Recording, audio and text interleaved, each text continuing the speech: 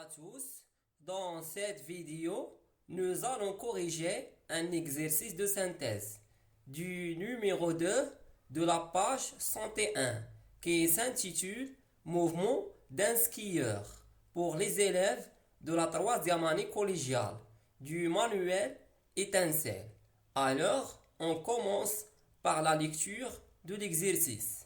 Un skieur descend le long d'une pente à B de longueur L est égal à 81 mètres pour atteindre le point C avec une vitesse nulle. Comme indique la photo, il y a un skieur en mouvement entre le point A, le point de départ, et passe par le point B jusqu'à arriver au point C avec une vitesse nulle. Nulle, c'est-à-dire égale à 0. Et on a la distance entre A et B est égale à 81 mètres. La question 1 répond aux affirmations suivantes par vrai ou faux, puis corrige celles qui sont fausses. A. La trajectoire d'un corps en mouvement dépend du référentiel. B. Le mouvement de skieur entre A et B est un mouvement de rotation. C. L'action de la glace sur le skieur est une action à distance. La question 2. Sachant que le skieur a parcouru la distance AB en T égale à 6 secondes, calcule sa vitesse moyenne en mètres par seconde et en kilomètres par heure. 3.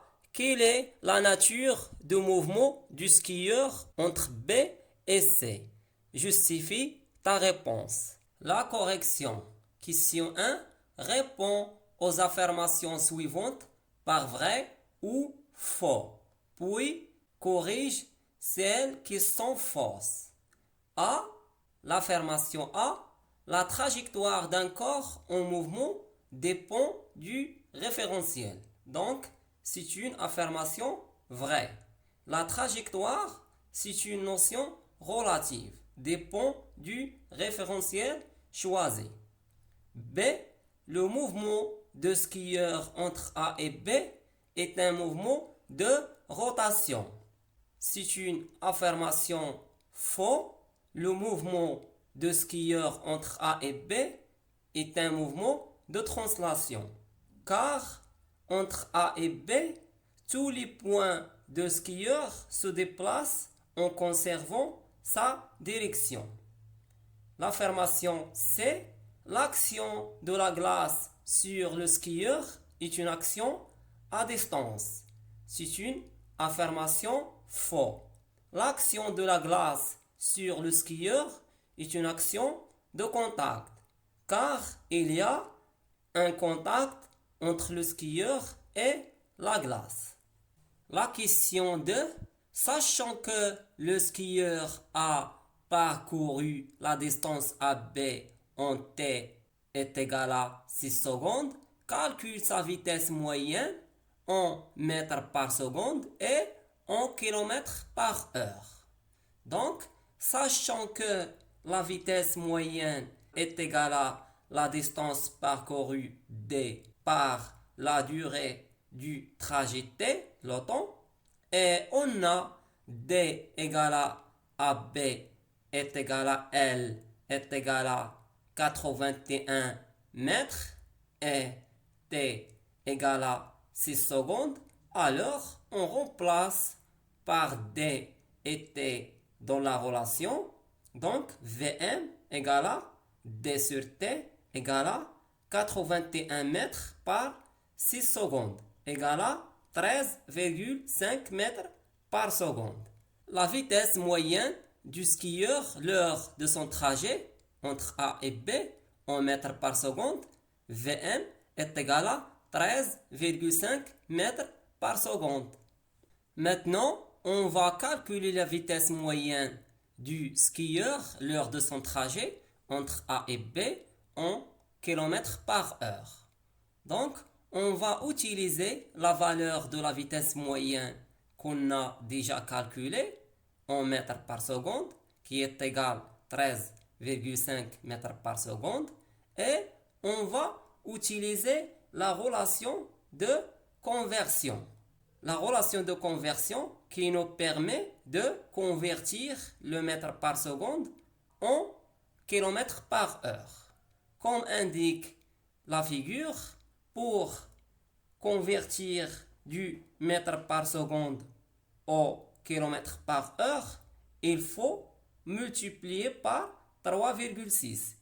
Et l'inverse, pour convertir du kilomètre par heure au mètre par seconde, il faut diviser par 3,6.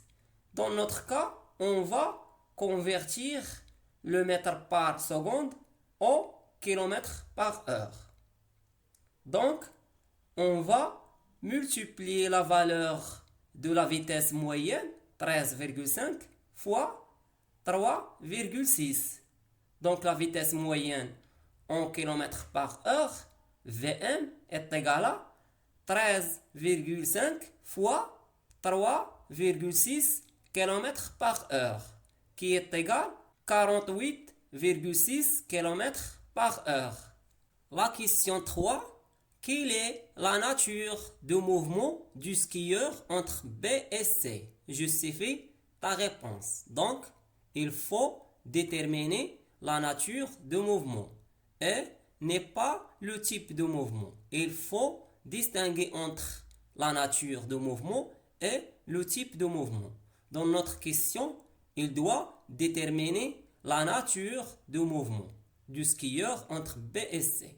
Donc, puisque la vitesse du skieur au point B non nulle, différente de 0, et sa vitesse au point C nul égale à 0, cela signifie que la vitesse du skieur diminue entre le point B et C au cours de temps.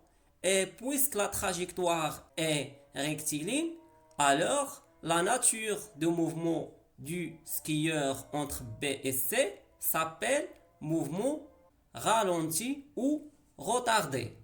Entre parenthèses, la vitesse diminue. Et finalement, je vous remercie de votre attention et à bientôt.